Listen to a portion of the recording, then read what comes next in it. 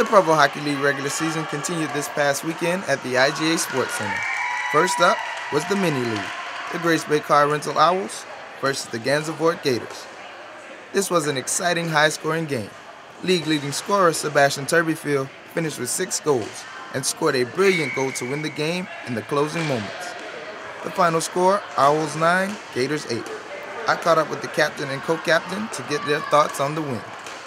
It felt good, but the most thing about it is having fun.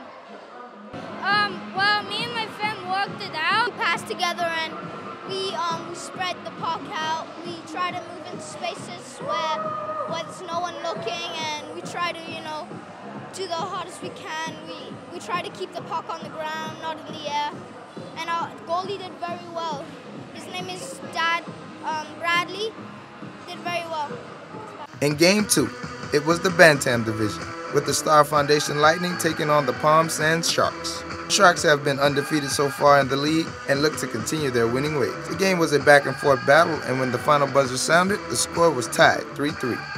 Top scorer Gabriel Jolly, who pulled off the hat trick, had this to say. I felt good.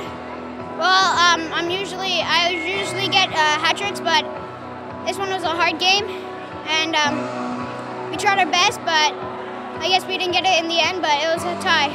We don't care if it's a tie or not. Just having fun. Game 3, the Gansevoort Gators and the Coco Bistro Dragons also finished in a 3-3 tie.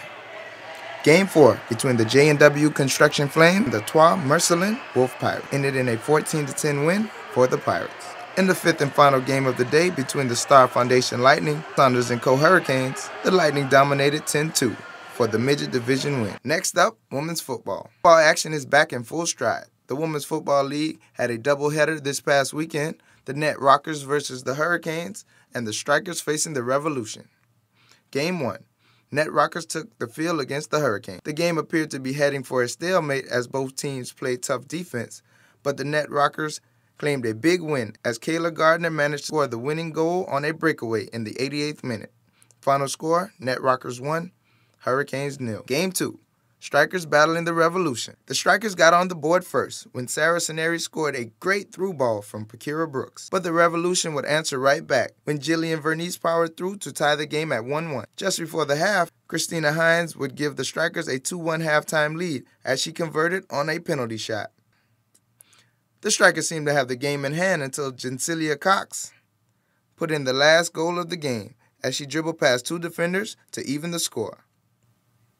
The Strikers and Revolution would have to settle for a draw. Final score, 2-2. For WIV4 Sports, I'm Denard Sweeting.